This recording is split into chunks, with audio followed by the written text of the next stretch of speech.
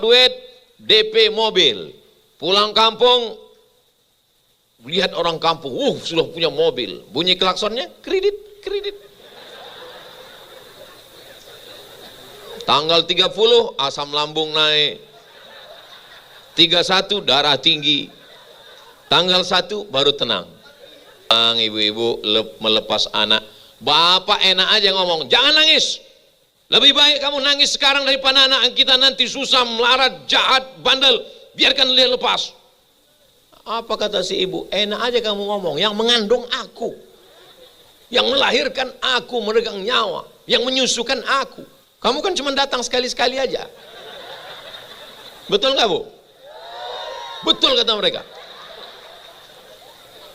Jangan ibu sangka kami laki-laki yang nggak mengandung, yang nggak melahirkan ini nggak pernah memikirkan anak kami.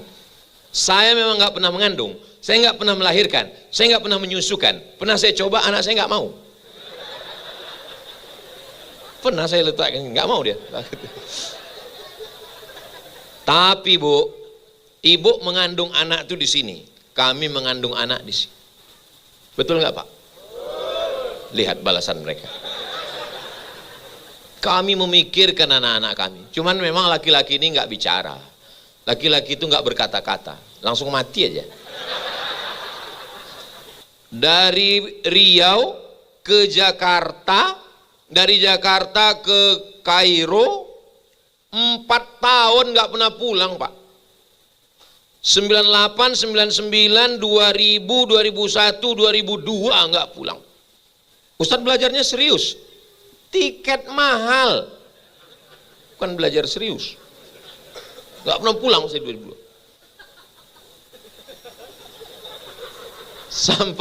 Sampai saya pikir, lama saya pernah terpikir, aku gak pulang ini, padahal cuma 2 orang anak emakku, anak ayahku. Jangan-jangan aku ini anak angkat ini. Jangan-jangan dulu anak ketemu di kardus. Pulang saya tanya emak saya, aku ini anak kandung Mak? Iyalah kata emak saya. Saya setelah punya anak sangat rindu sama anak saya. Saya bilang, aku Mak dengan anakku rindu. Mak dengan aku rindu? Rindu kata dia. Kenapa Mak biarkan aku 4 tahun sampai nggak pulang? Karena kalau kau di rumah ini kau jadi setan. Maka aku lepas kau jauh-jauh ke sana. 4 tahun nggak pulang. Ke Mesir itu 2 kemungkinan pulang. Jadi Musa atau jadi Fir'aun. Alhamdulillah saya setengah-setengah lah. Setengah Musa, ada juga Fir'aunnya dikit. Saya diminta oleh Bapak Konsulat, Pak Konsul sudah menyiapkan. Ustaz Somad dari petang tadi kami sudah siapkan pentas. Ini gambarnya. Ini karpet sudah dipajang, ini pentas di atas.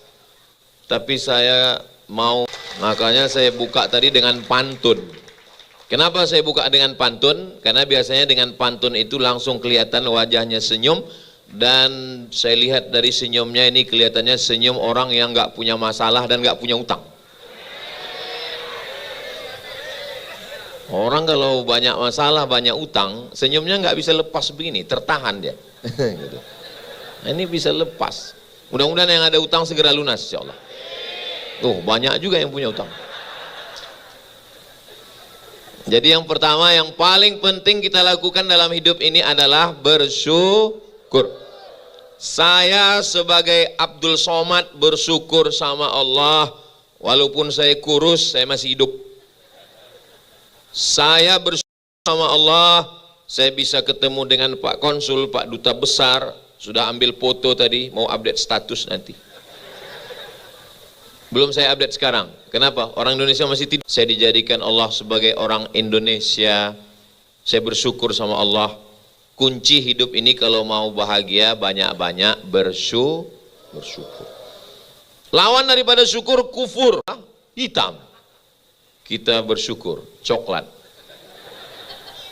Nah, bersyukur kepada Allah. Tidak ada perbuatan yang paling, syukur itu bukan sa'i dari Safa dan Marwah. Syukur itu cukup dalam hati, bersyukur dengan lisan alhamdulillahi rabbil alamin. Bersyukur dengan perbuatan semua larangan Allah. Saya husnuzon, Ini semua yang hadir ini semuanya orang baik-baik semua insya Allah. Amin. Yang pertama bersyukur. Yang mau Ustaz Somad sampaikan malam ini berapa? Yang mau saya sampaikan, saya kalau ceramah itu pakai poin-poin biar mudah ngingatnya. Yang mau saya sampaikan 5 poin. Kira-kira yang 5 ini bisa diingat? Belum saya sampaikan. Nanti kalau pulang ada yang nanya, Ustaz Somad ngomong apa tadi? Nggak tahu. Ustaz Somad tadi malam ngomong 5. Apa yang 5 itu? Aku nggak ingat. Yang pertama kata dia bersyukur. Yang kedua, di mana bumi dipijak, di situ langit dijunjung. Itu sebetulnya ada kelanjutannya kalau di kampung saya. Di mana bumi dipijak, di situ langit dijunjung. Di mana laki-laki bertanjak, di situ perempuan berkerudung. Jadi maksud di mana bumi dipijak, di situ langit dijunjung, ya sesuai dengan aturan budaya daerah masing-masing. Misal nih, misalnya saya datang malam ini pakai celana jeans, pakai baju kaos, pakai helm. Kira-kira menurut ajaran Islam boleh apa nggak boleh? Ya boleh, apa salahnya? Saya datang pakai celana jeans, saya pakai kaos oblong, saya pakai helm. Terus saya tanya, "Hai guys, etika itu tidak layak, itu nggak benar." Ini pasti jamaah berbisik, ini kayaknya udah Ustaz Somad salah makan tadi. Maka saya batas kesopanan. Coba perhatikan video-video. Ini Pulau Madura, di sini yang namanya kiai, yang namanya lora, yang namanya ustadz, mesti pakai sarung. Iya, saya pakai sarung, walaupun di dalam tetap pakai celana.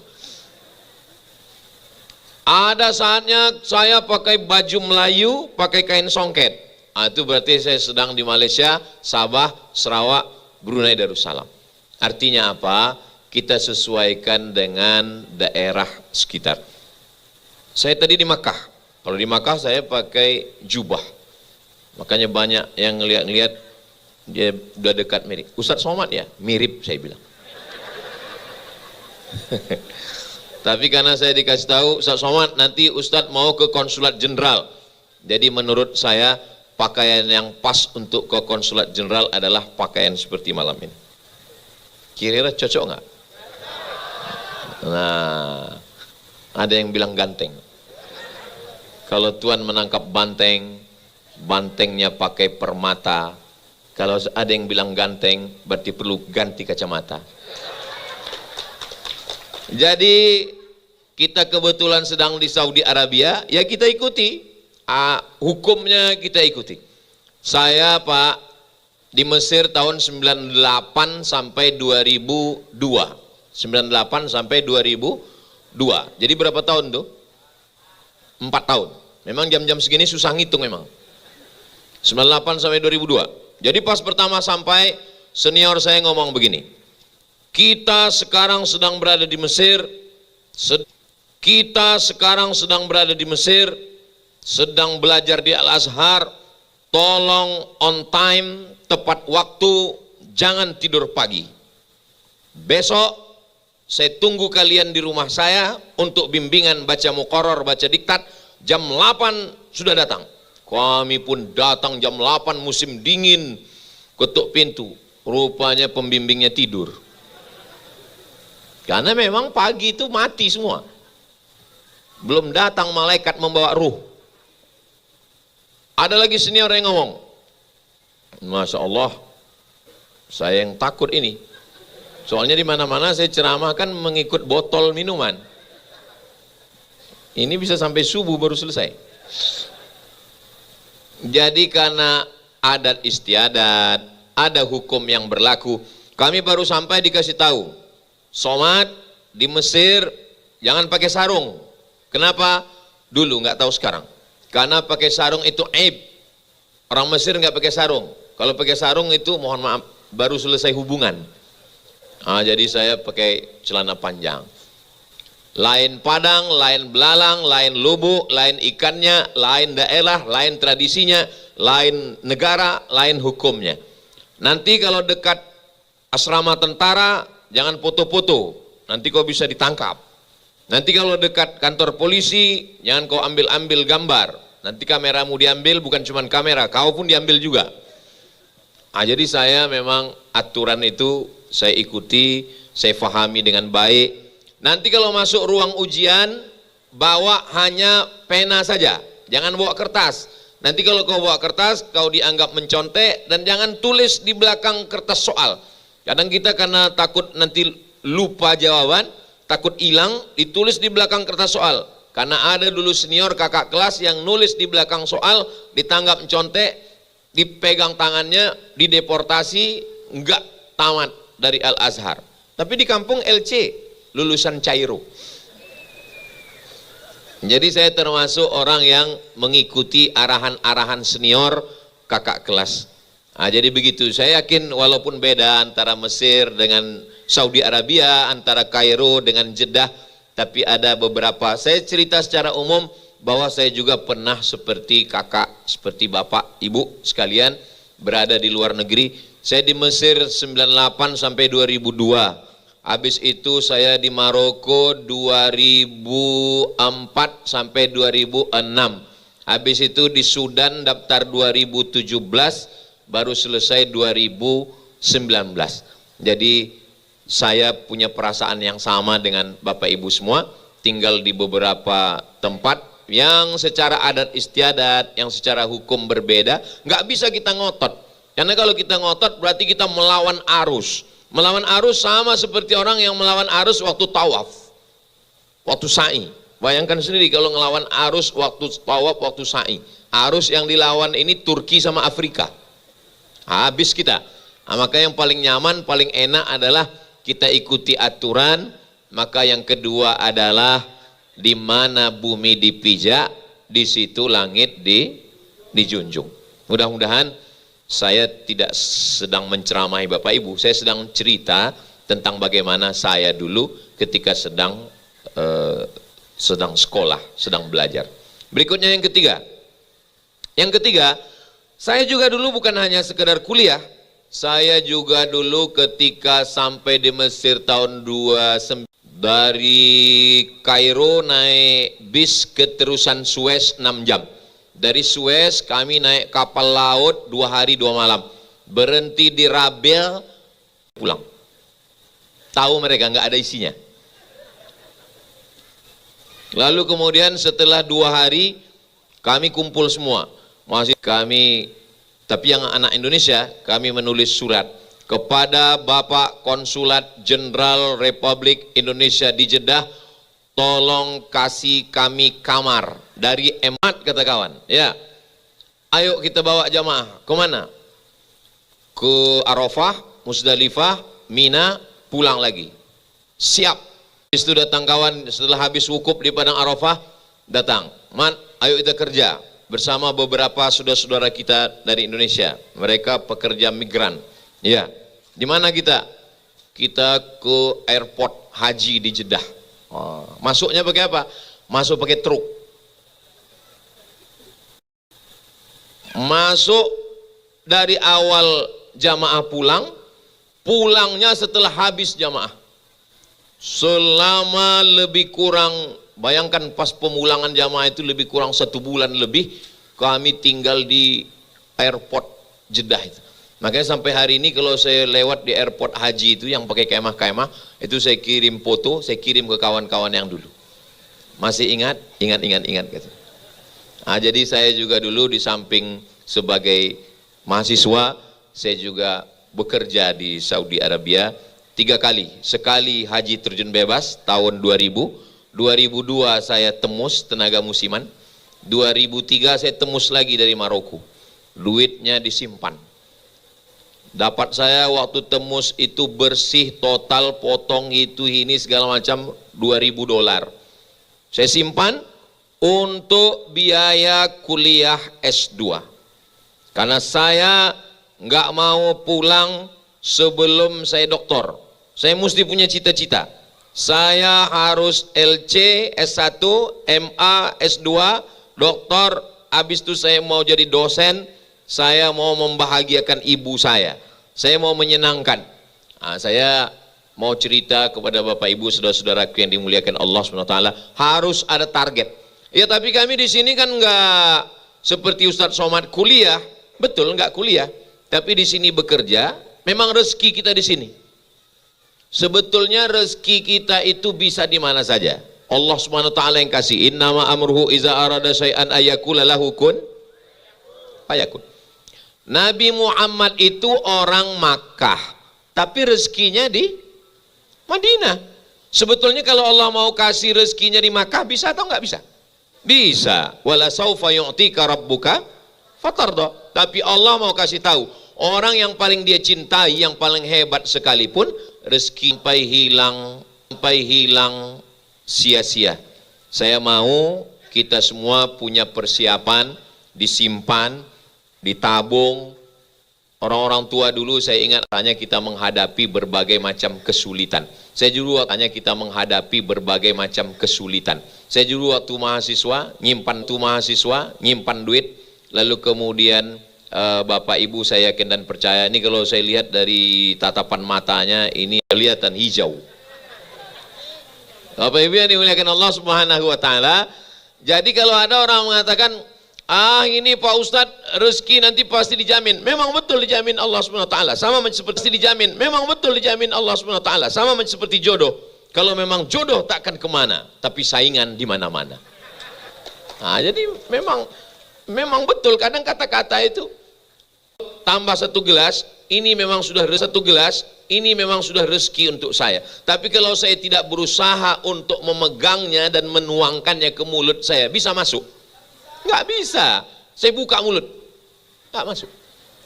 Maka kita sampai kemari berusaha cari rezeki, dan setelah dapat simpan, investasi.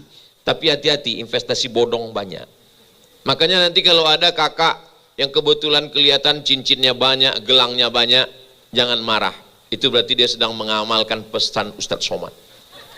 Nah, kenapa cincinnya sampai 3? Kalau mau nunjuk KJRI di mana ya?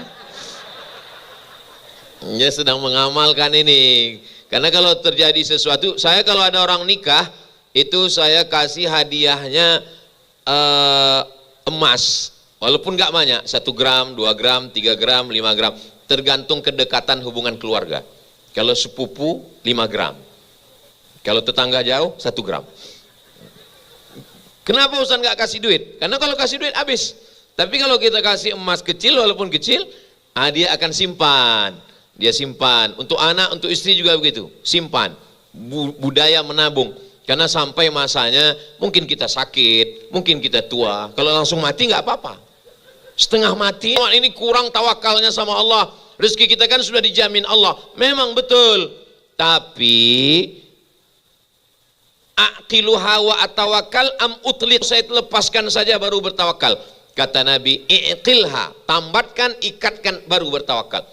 Berusaha, dapat uang, belikan ke emas, simpan tabungan, simpan. Jangan transfer semua ke kampung. Kirim ke suami, kirim ke suami, kirim ke suami, pas pulang-pulang.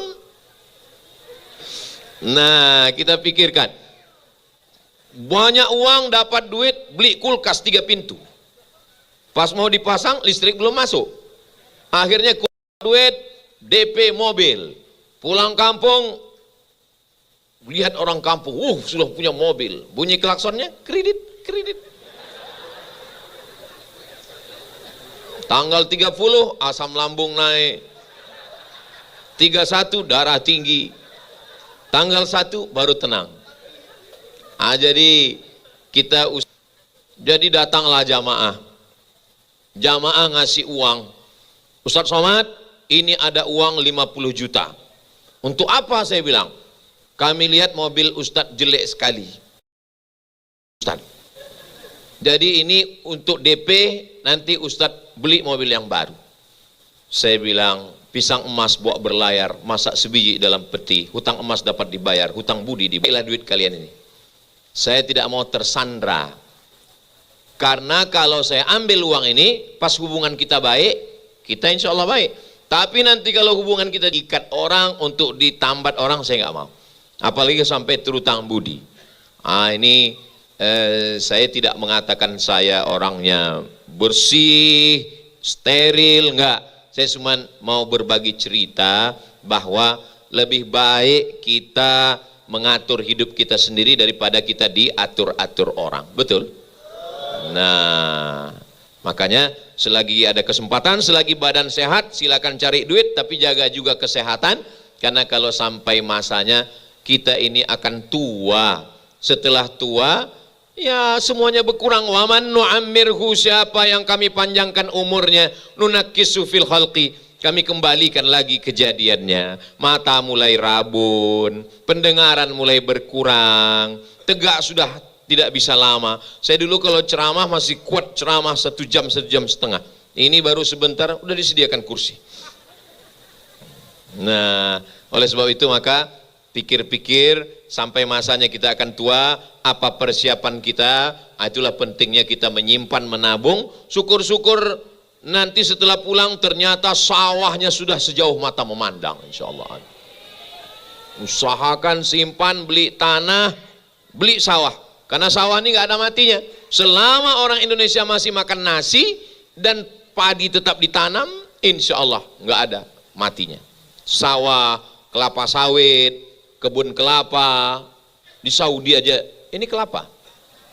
Masya Allah, buahnya udah kena panen semua. Nah ini jangan sampai. Saya Pak Ustadz alhamdulillah ternak Pak Ustadz. Ternak apa? Ternak tuyul. Jangan. Ternak puyuh, ternak lele, dibagi hasil mudharabah.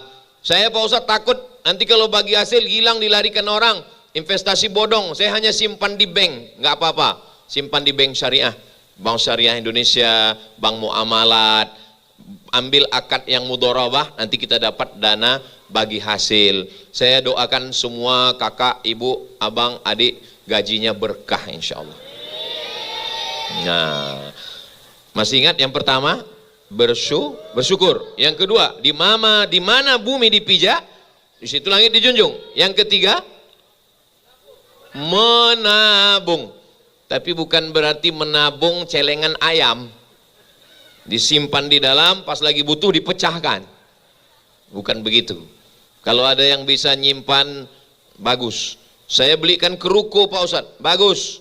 Saya belikan ke bisnis ini, bagus. Minimal minimnya beli emas, enggak juga simpan di bank. Nanti sampai masanya pulang bisa diambil. Kalau kita mati Pak Ustadz, ya diambil orang. Saya berangkat umroh ini bersama 15 travel. Jumlah jamaahnya 1.000 orang. Jadi kemarin pas acara penutupan saya sampaikan ke kawan-kawan begini. Kalau dengan umroh ini kita bisa silaturahim, kita lanjutkan. Tapi kalau gara-gara umroh ini hubungan kita rusak, kita hentikan. Jangan sampai kamu kelahi sama Somad, kenapa? Gara-gara umroh. Saya nggak mau. Yang kedua, saya bilang, bagaimana memperbaiki kualitas umroh jamaah. Jangan hanya sekedar datang, tawaf, sa'i, tahallul, pulang. Jadi jamaah mesti dibekali dengan akidah, ibadah, dengan ilmu. Dan kalau trapel-trapel punya uang lebih, ini cerita uang. Tentu kalian hasil dari pesawat, hasil dari ngurus jamaah, ada uangnya. Uang ini belikan ke tanah, bangunkan ke kelas. Jadi kalau 1 tahun 1 kelas, 10 tahun sudah bisa 10 kelas. Bisa punya rumah Quran, punya TK Quran, pendidikan, sehingga umat ini menjadi baik. Jadi saya tidak hanya ceramah tentang nyimpan ini hanya kepada Bapak Ibu. Sahabat saya, memang saya selalu menyampaikan begitu. Supaya apa? Supaya jangan sampai kita kehilangan. Kita diajarkan dari rukun yamani ke Hajar Aswad itu diajarkan doanya Rabbana wa fil akhirati hasanah wa qina azabannar. Jadi kalau ada orang mengatakan, saya nggak penting nabung-nabung itu Pak Ustadz, nggak penting nyimpan-nyimpan itu, yang penting akhirat. Terus kau hidup di mana? Di dunia kan? Nah, maka kita penting dunia dulu. Karena Allah mengatakan Rabbana atina fid dunya hasanah wa fil akhirati hasanah wa qina azabannar. Nah ini. Oh ini nabung ini rusak tauhid kita Pak Ustadz. Masih ingat Nabi Yusuf alaihissalam? Bagaimana Nabi Yusuf? Dia bermimpi, ternyata takwil mimpinya adalah nanti akan datang masa paceklik, masa kering kerontang, di tepi sungai Nil gandum tidak akan tumbuh lagi. Maka dia suruh menanam gandum dan menabung. Sampai masanya musim paceklik, musim kering, tabungan tetap ada untuk makan. Jangan sampai kita mati meninggalkan anak cucu yang lemah. Datang seorang sahabat, ya Rasulullah, semua harta saya ini ambil. Kata Nabi, nggak boleh. Nggak boleh semua harta kita serahkan fisabilillah. Anta da'a warathataka aghniya, kau tinggalkan anak baik, min anta da'ahum, daripada kau tinggalkan mereka alatan, dalam keadaan miskin, yatakaffafuna 'alan nas, minta-minta kepada manusia. Jadi paling enggak dia punya, itu makanya dalam aliha, karena hartanya sugih tenan. Kenapa perempuan dinikahi? Karena kaya raya. Sampai kalau dia senyum, giginya emas semua. Itulah bangsa yang hidup di awan.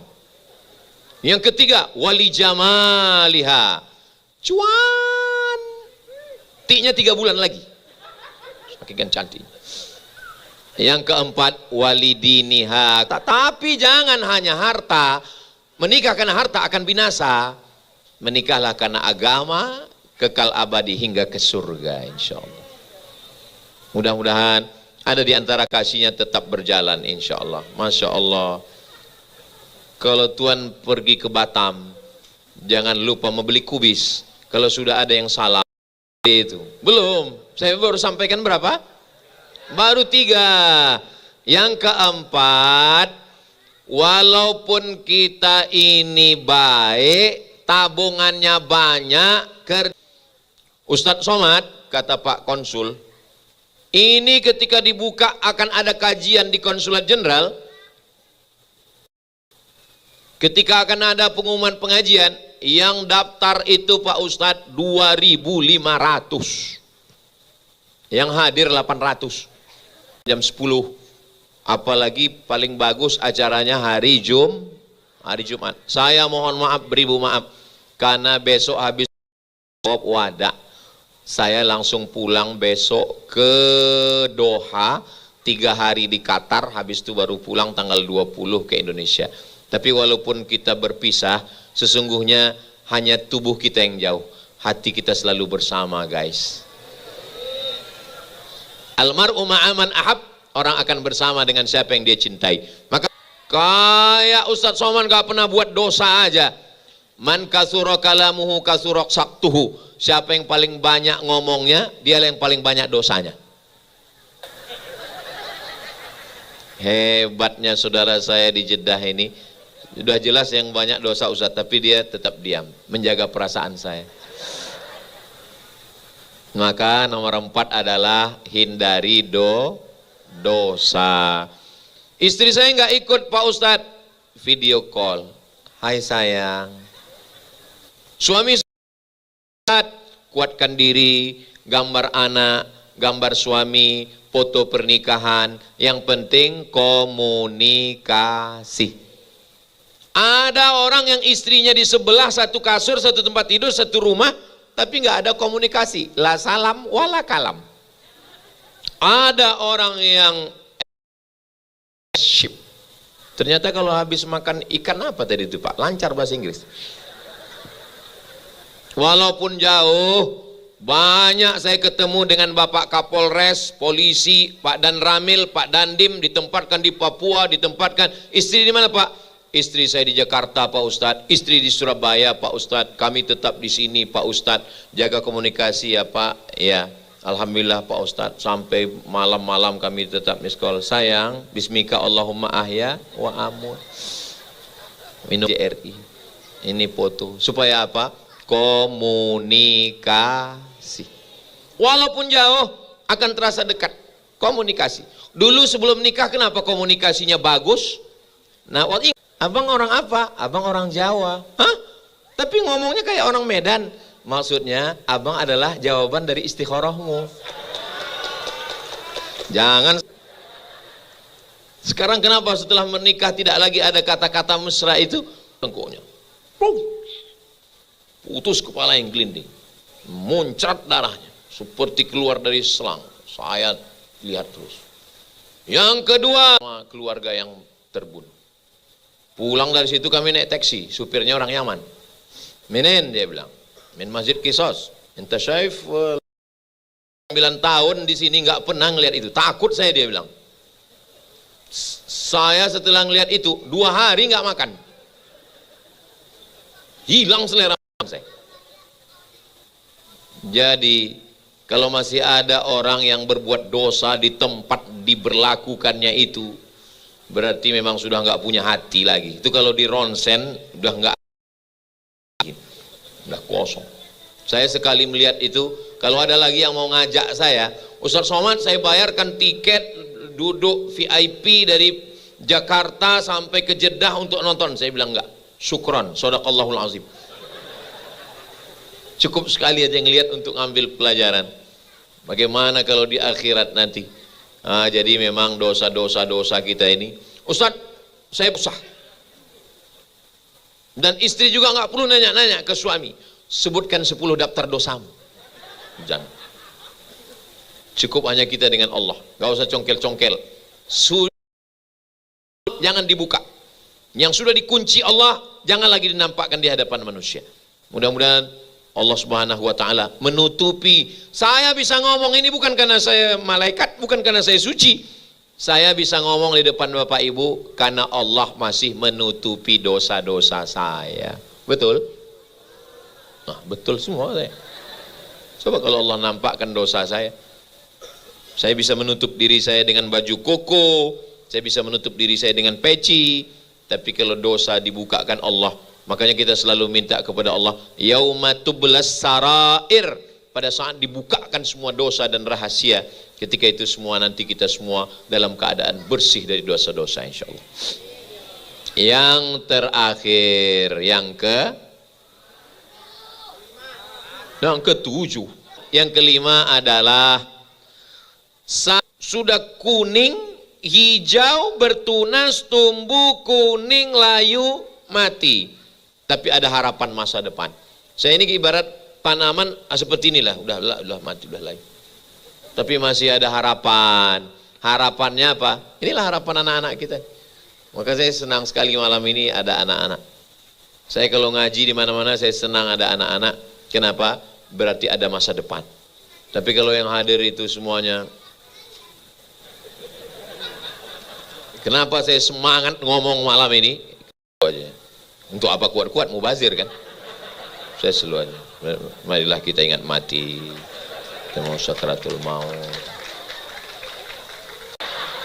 Dia nikah nggak mungkin kau punya anak. Emangnya bisa pakai bluetooth?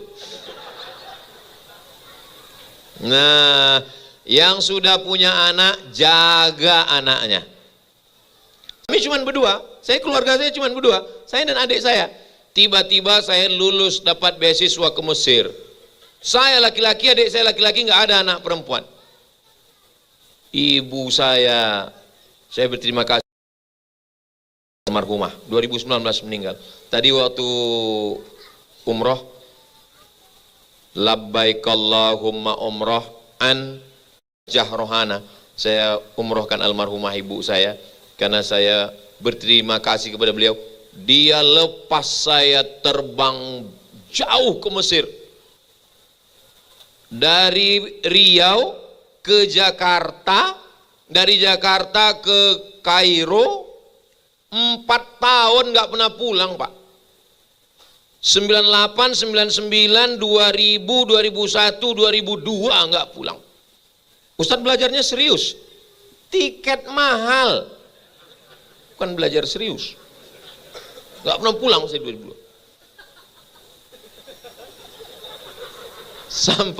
Sampai saya pikir, lama saya pernah terpikir, aku nggak pulang ini padahal cuma 2 orang anak emakku, anak ayahku.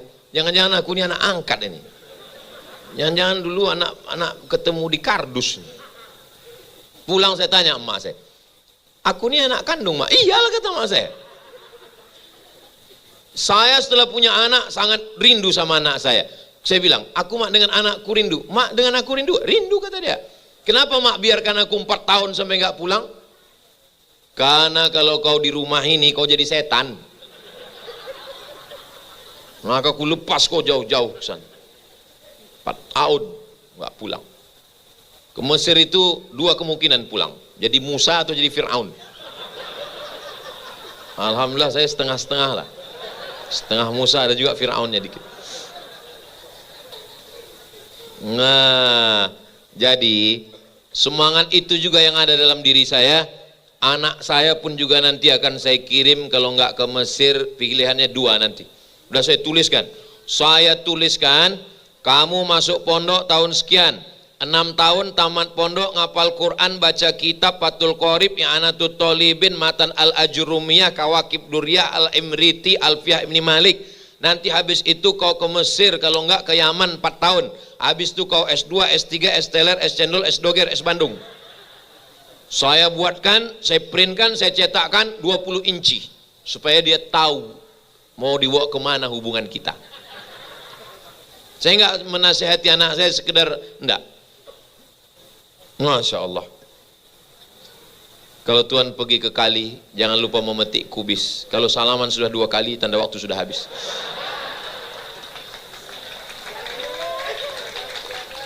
Makanya kalau ada anak bapak yang dapat beasiswa ke UII Jogja, dapat beasiswa ke USU Sumatera Utara, dapat beasiswa ke UNPAD Pajajaran, dapat beasiswa ke Undip Diponegoro, dapat beasiswa ke UMI Universitas Makassar, Muslimin Indonesia, maka serahkan dia ke lembaga pendidikan. Untuk apa? Allah tidak akan menyia-nyiakan. Allah akan menjadikan anak bapak ibu semuanya anak-anak yang baik, anak-anak yang sukses dunia akhirat, insya Allah. Jangan sampai anak-anak kita, harapan saya tinggal kepada anak-anak, maka anak-anak ini pendidikannya mesti baik. Maka masukkan ke sekolah TK, SD, SMP, SMA, habis itu silakan dia kuliah.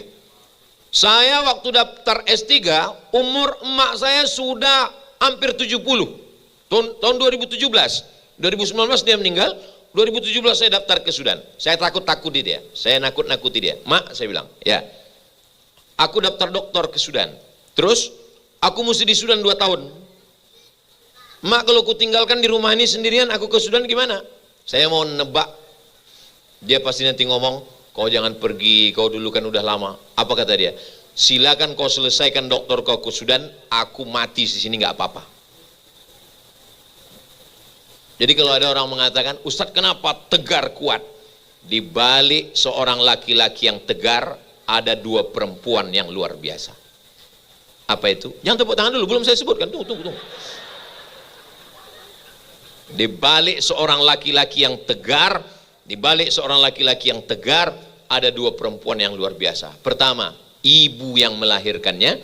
Yang kedua, ibu yang melahirkan anak-anaknya. Itulah yang mesti kuat. Begitu. Hebatnya di KJRI ini, tepuk tangan itu mesti dikomando dari depan. Ada dulu satu, baru ikuti yang lain. Jadi, kalau anak ibu nanti setelah lulus dari sekolah di Jeddah, dapat beasiswa ke manapun, ke Jepang, ke Korea, kira-kira dilepas atau ditahan? Dari bunyinya sepertinya nggak ikhlas melepas. Memang ibu-ibu melepas anak. Bapak enak aja ngomong, jangan nangis. Lebih baik kamu nangis sekarang daripada anak kita nanti susah, melarat, jahat, bandel. Biarkan dia lepas. Apa kata si ibu? Enak aja kamu ngomong, yang mengandung aku, yang melahirkan aku, meregang nyawa, yang menyusukan aku. Kamu kan cuma datang sekali-sekali aja. Betul nggak, Bu? Betul kata mereka. Jangan ibu sangka kami laki-laki yang nggak mengandung, yang nggak melahirkan ini nggak pernah memikirkan anak kami.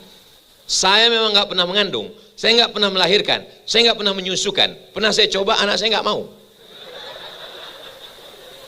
Pernah saya letakkan, nggak mau dia. Tapi Bu, ibu mengandung anak itu di sini, kami mengandung anak di sini. Betul nggak Pak? Lihat balasan mereka. Kami memikirkan anak-anak kami. Cuman memang laki-laki ini nggak bicara. Laki-laki itu nggak berkata-kata, langsung mati aja.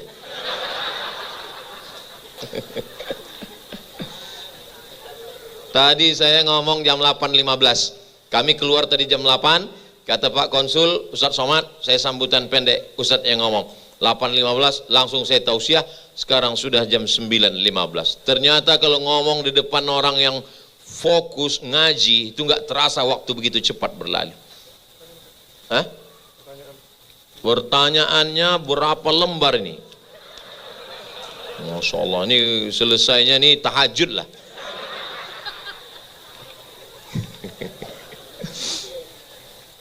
Tapi ya di konsulat jenderal Jeddah ini kita nggak merasa seperti sedang di Arab, merasanya seperti di Padang. Masya Allah. Pertanyaan dari Ibu Khairun Nisa, bagi TKI apakah juga ada zakat yang harus dikeluarkan Pak Ustadz? Standarnya 8 katanya. Jadi kalau 1 gram emas sejuta, 85 gram berarti 85 juta. Kalau bapak, ibu, kakak punya penghasilan 100 juta, yang pura-pura bodoh memang.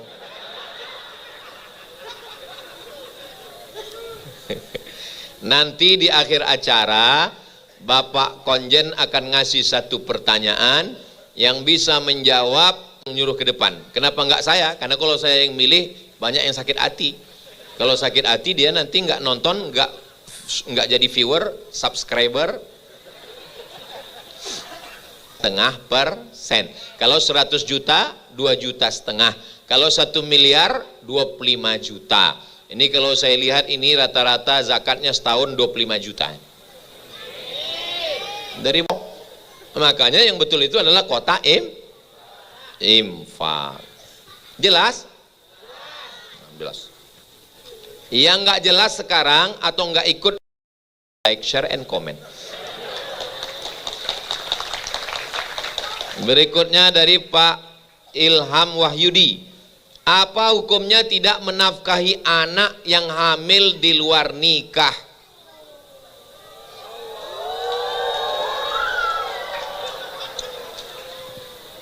Ada seorang perempuan hamil, tapi suaminya, bukan suaminya, laki-laki itu dengan dia nggak ada hubungan pernikahan. Maka anak itu kalau lahir dia pakai bin ibunya, nggak boleh pakai bin bapaknya. Anak itu tidak punya wali. Kalau dia nanti kebetulan perempuan, anak itu mau nikah, walinya wali hakim. Tapi sudah tes DNA, itu anak saya, DNA nggak berlaku bro. Iya tapi itu anak saya, nggak berlaku. Kenapa? Karena kamu mencoblos sebelum hari H. Itu aturan KPU. Jelas? Maka jangan berhubungan tanpa akad. Jangan mau berhubungan tanpa akad. Kalau ada yang memuji kamu cantik, hai sayang, yakinlah dia buaya darat. Harus berani berkata tidak. Say no to drug. Katakan tidak pada narkoba. Say no to playboy. Harus berani untuk mengatakan tidak. Nah, lalu bagaimana dengan nikah siri? Jangan mau nikah siri. Kenapa? Karena kalau nikah siri, pulang namanya Bang Toib. Perempuan nggak bisa nuntut ke pengadilan. Tapi kalau nikahnya secara kantor urusan agama di konsulat talak 1, maka jatuhlah talak 1 kepadanya. Perempuan tidak bisa menuntut suami kalau nikah siri. Meninggal suami, si istri nggak bisa dapat harta warisan. Mau rugi? Saya ini adalah pemerhati perempuan. Karena kalau saya memperhatikan laki-laki bahaya. Jangan mau, karena akan menjadi korban. Datanglah nikah yang betul. Yang belum ada, yang dulu siri nggak apa-apa, udah berlalu, apa boleh buat. Nasi sudah jadi. Surat jenderal isbat nikah. Di sini bisa isbat nikah, nanti dikeluarkan surat nikahnya insya Allah. Pertanyaan dari Pak Miftahul Arifin. Apa hukumnya di la nikaha, tidak sah nikah illa biwaliyin, kecuali dengan wali, wa syahidai adlin, 2 saksi. Tiba-tiba pas dia mau nikah, saya mau nikah, mana walinya? Kita pakai Hanafi aja. Terus pas hari raya kurban ditanya, kok nggak kurban? Hanafi wajib kurban, saya Syafi'i. Udah, karena dalam mazhab Syafi'i kurban sunat muakkad, dalam mazhab Hanafi kurban wajib. Dah pindah dia ke Syafi'i. Habis itu pergi kondangan, salaman, barakallah lakuma. Habis itu sentuhan, kau kan batal wudu'mu. Enggak, aku Hanafi. Pindah lagi Hanafi. Pas malam mau tidur, kau enggak tahajud? Mazhab Hanafi wajib tahajud. Kau enggak tahajud? Aku Syafi'i. Ini namanya tatabbu' rukhas. Apa namanya? Tatabbu' rukhas, ngambil enak-enaknya saja. Enggak boleh gonta-ganti, pindah-pindah mazhab, hanya ngambil enak-enaknya saja. Saya sampai hari ini masih tetap pakai mazhab Syafi'i. Walaupun siapapun yang menawarkan, Ustadz pindah ke Hanafi, ini ada mau nikah nggak pakai wali, saya nggak mau, karena belum ada yang menawarkan. Jangan pindah-pindah mazhab. Dari Fatimah Zailani, apa hukumnya perempuan bekerja di luar negeri sedangkan kami tidak memberikan nafkah batin kepada suami? Hukum asalnya perempuan itu di rumah. Waqarna fi buyutikunna, hendaklah kamu di rumah. Apa dalil perempuan boleh bekerja? Dalil perempuan boleh bekerja ketika Asma memikul makanan onta, Nabi mengantarkannya pulang. Seandainya haram perempuan bekerja, pasti Nabi mengatakan jangan kau bekerja, haram. Tapi Nabi mengantarkannya pulang, itu hadis takriri. Perempuan boleh bekerja dengan syarat dan ketentuan berlaku. Pertama, izin suami. Tapi suami yang diminta izin itu mengizinkan, jangan karena terpaksa. Mas, aku mau kerja, izinkan. Kalau enggak, awas. Aku mau kerja, soalnya kalau enggak kerja kita enggak makan. Kalau enggak kerja anak kita enggak sekolah. Kalau enggak kerja masa depan. Aku mau kerja, nanti uangnya kita tabung, kita mau beli sawah, kita mau ternak ayam, kita mau ternak lele, kita mau usaha. Nanti setelah dapat uang aku pulang, kita saling menjaga. Syarat yang pertama adalah izin suami. Yang kedua, la tabarrajna tabarrujal jahiliyatil ula, jangan bersolek-solek jahiliyah. Kalaupun pakai bedak yang sewajarnya warna kulit saja, jangan sampai muka putih leher hitam.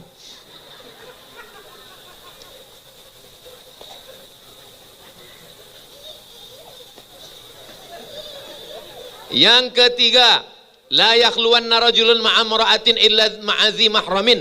Enggak boleh berdua-duaan dengan laki-laki tanpa mahram. Berawal dari tukar-tukaran handphone, akhirnya merasa nyaman, terjadilah apa yang terjadi. Mudah-mudahan Allah menyelamatkan semua saudara-saudaraku dari maksiat. Kan orang Inggris sudah ngasih petua, witing trisno jalaran suko kulino.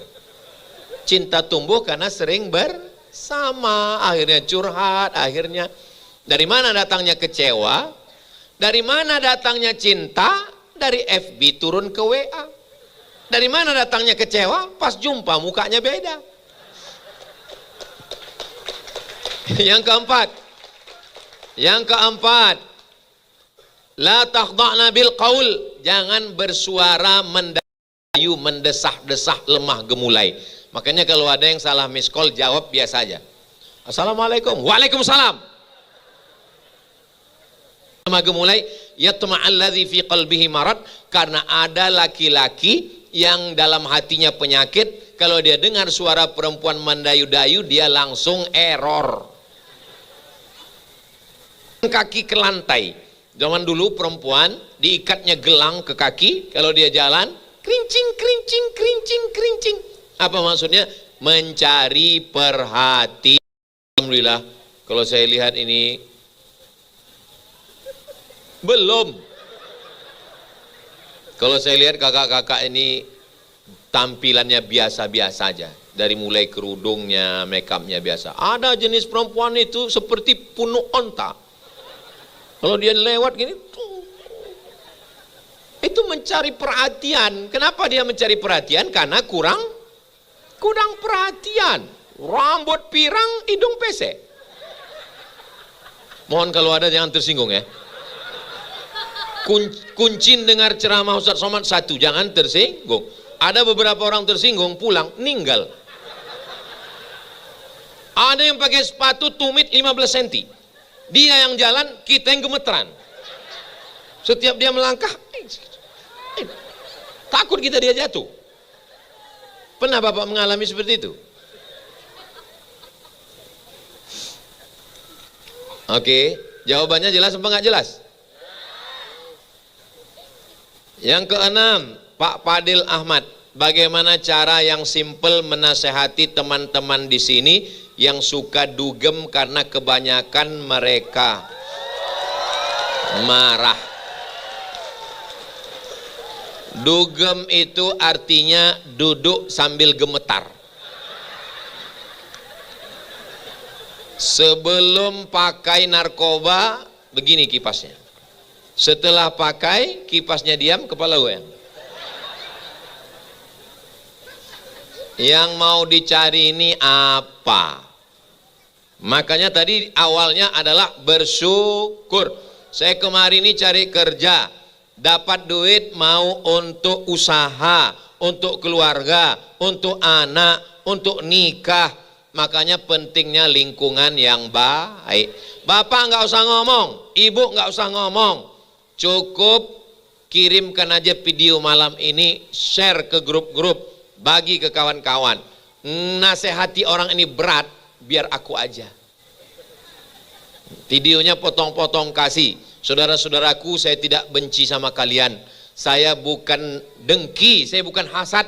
Saya sebagai satu bangsa, satu tanah air, saya cuman mau kita lebih baik supaya Indonesia ke depan lebih baik insya Allah.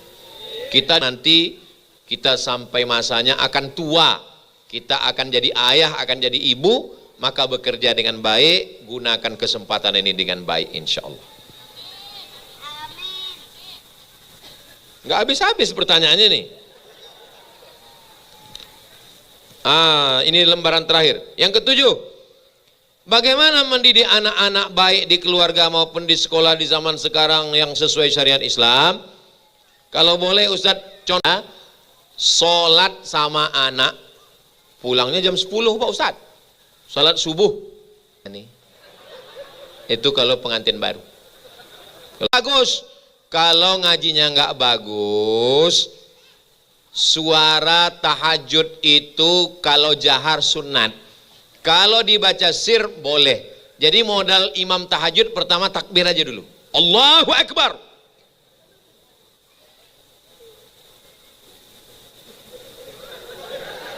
Nah,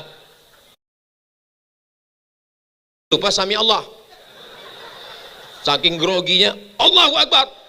Kata anaknya, sami Allah Pak. Nanti sudah agak-agak lama baru Alhamdulillahirabbil alamin.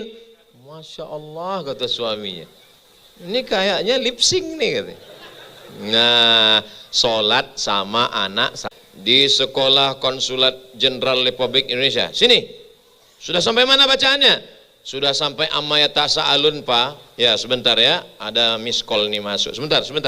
Padahal mau buka Quran digital. Jangan sampai mendengar hafalan anak tanpa buka Quran. Soalnya kalau dia macet, kita nggak bisa neruskan, ketahuan. Udah baca. Amma yatasaalun 'anil naba'il 'azim alladzi hum fihi mukhtalifun. Kalla saya'lamun summa kalla saya'lamun. Ini siapa yang WA ini? Pada nengok Quran. Nah, sholat bersama, kemudian dengarkan hafalan anak, buat kuis-kuis tentang ajaran agama Islam. Anak-anak kita ini bukan mau ceramah, anak kita ini mau keteladanan. Jangan Bapak Ibu bayangkan mentang-mentang saya ustadz lalu saya dengan anak saya ceramah, nggak bisa gitu. Nggak bisa saya panggil anak saya, Hazik, Sami, Sadim sini. Ya ayyuhalladzina aman. Nggak bisa. Hari kosong bawa jalan. Tapi kami jauh bagi yang ada di Jeddah. Bagi yang jauh, kalau keluarganya jauh, video call. Apa kabar?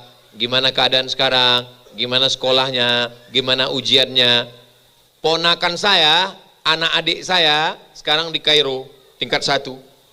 Tiap hari saya tanya, gimana ujian tadi? Mana soalnya? Apa yang bisa dijawab? Sudah siapkan khulasoh? Sudah dihafal? Gimana muqarrarnya? Gimana dosennya? Kenapa? Ada perhatian-perhatian. Walaupun jauh. Jadi jangan pernah putus komunikasi. Yang terakhir. Annisa Fitrianti. Ustadz, saya berdoa sudah lama banget untuk kebahagiaan orang tua, tapi sampai saat ini saya belum bisa. Sampai saya kerja jauh demi keluarga anak. Ini bertanya apa curhat? Saya sampai sekarang masih menitipkan anak ke orang tua. Tiap hari harus sabar seperti apa lagi. Kadang sebagai manusia saya sering mengeluh yang berlebihan. Iya, ini pun mengeluh juga ini.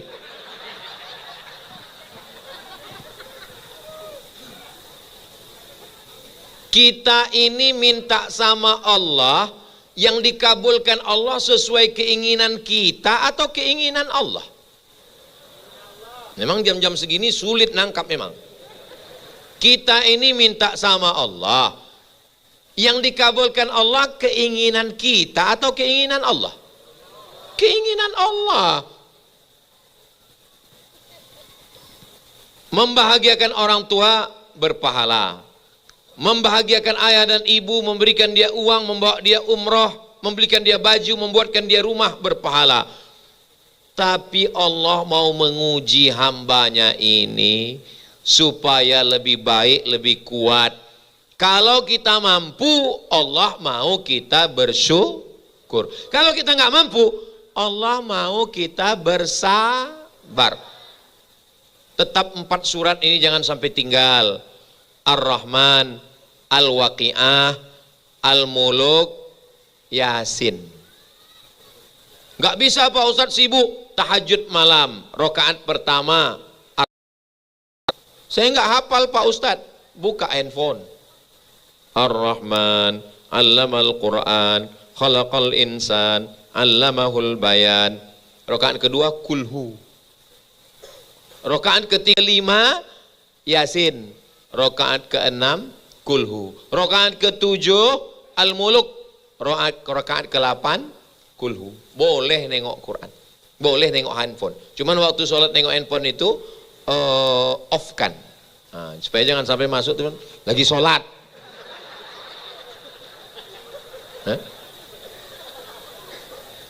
Enggak sampai setengah jam. Jadi tahajudnya dapat, 4 surat itu pun dapat. Enggak ada yang susah bagi Allah. Iya Ustaz Somad ngomong begitu kan karena Ustaz enggak pernah susah. Oh sama saja. Nah jadi Allah insya Allah akan membukakan pintu-pintu rezeki kita semua insya Allah. Allah subhanahu wa ta'ala cuman mau, karena tugas beliau-beliau ini untuk mengayomi, melindungi anak bangsa di Saudi Arabia berat. Mudah-mudahan Allah melindungi kita semua dan melindungi negara jamaah ini ya Allah. Allahumma astur uyubana, tutupi segala aib cacat kami ya Allah. Waghfir lana dzunubana, ampunkan segala dosa-dosa kami ya Allah. Allahumma hdi qaumana fa innahum la ya'lamun, asbab hidayah itu ya Allah.